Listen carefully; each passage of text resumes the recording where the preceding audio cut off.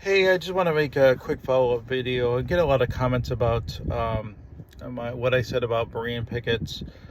Um, the reality is, I just want to be clear what I mean specifically.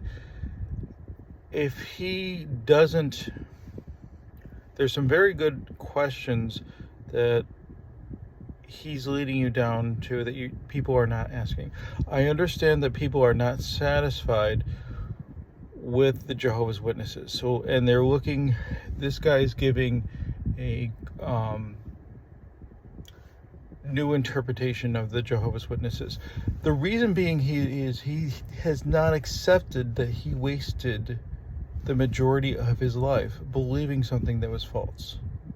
He still believes that there are some parts of what Jehovah's Witnesses teach that are true, that they just lost their ways. That's not true.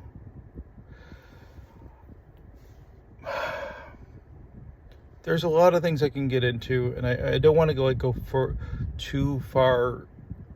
I would, really appreciate questions so I can answer them specifically.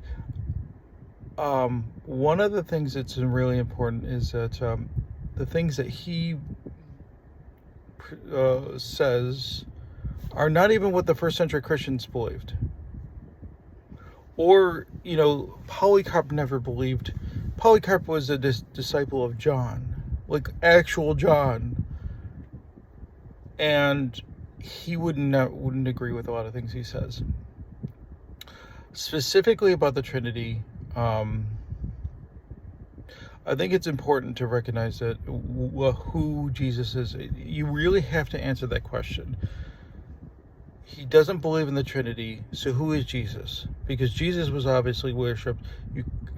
Every time angels came down from heaven, people who tried to worship them, the angels stopped them. It's very important. If they are just a created being, they do not deserve worship. So who is Jesus? And don't cop out and say he's just a son of God. Well, specifically, yes, he is part of that, but there's John 1:1 specifically says the Word created, talks about how he was involved in creation. It's important. This is the most important question. And I understand he doesn't want to believe these things because he essentially doesn't want to feel deceived because he spent 50, 70 years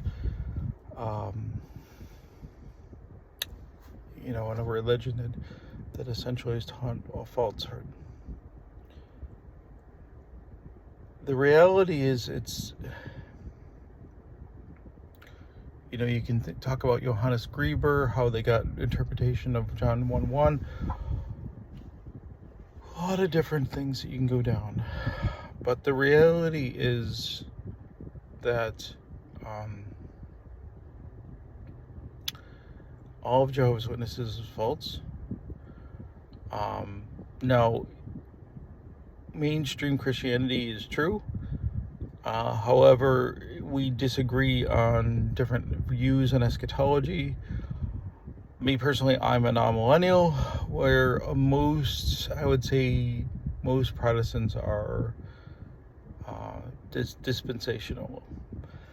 I'm a weirdo because I'm not Catholic in it, because I don't believe in the Mary stuff, the worship of Mary and things like that. I think that's an important distinction. But I do think Catholics are correct and non-millennial. It's a very older view, and I agree with a lot of that. Also, there's so many things you can go down the paths, but I don't like the relationship that dispensationals have with Israel and different aspects of that. So, and it really needs to be addressed, and I don't think Christians do a good job of explaining that. And So that's where I'm at as far as this goes. You can disagree with that. You can have open conversations about that. I think I think it's really important that people look in different ways of eschatology. I think that's fascinating because what that really affects your worldview. But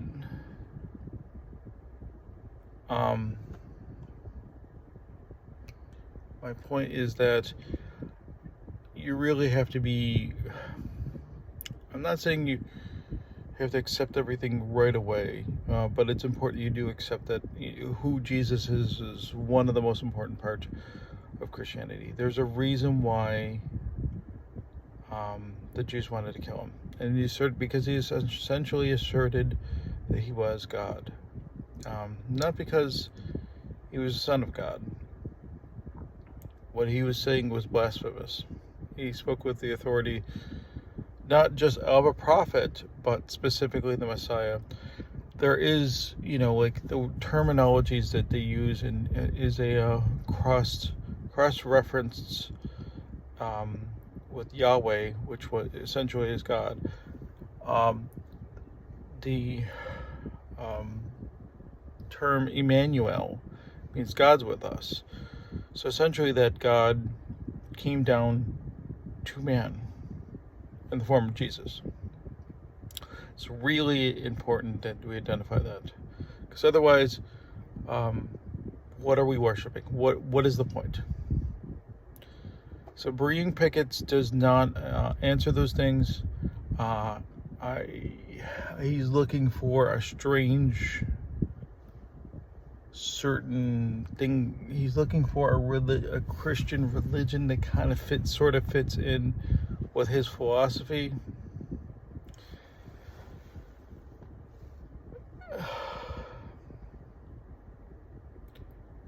It's very strange. It's trying to say that, it's almost like he's trying to say that he's just a little bit smarter than everybody else.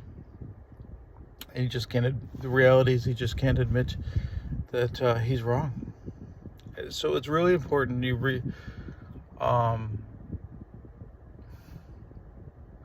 really important to read the gospel, to read the New Testament, pick that up, and identify that certain truths are there. Which truths there are. Now, is there a perfect church? No, I don't agree with everything my pastor says. I'm a weirdo. I know that I'm more of a person that, I'm more of a thinker. I say, okay, well, this is what I agree with, this is what I don't agree with. I try to nitpick out of everything. Where a lot of people are just not that way. They kind of just accept everything they're taught. I don't know if it's my personality or leaving the Jehovah's Witnesses. Not sure what exactly it is, but I hope this helps. I would like more conversations, if possible,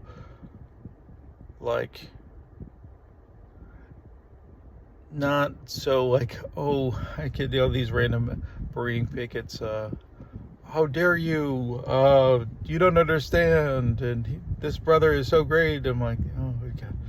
Listen, I'm happy to have a conversation. Tell me where I'm wrong. I'm fine with that. But I don't like this crazy, how dare you, you're so mean, how dare you, whatever. I'm trying to help people just as much as he is. All right, have a good day. I'll see you in the next one.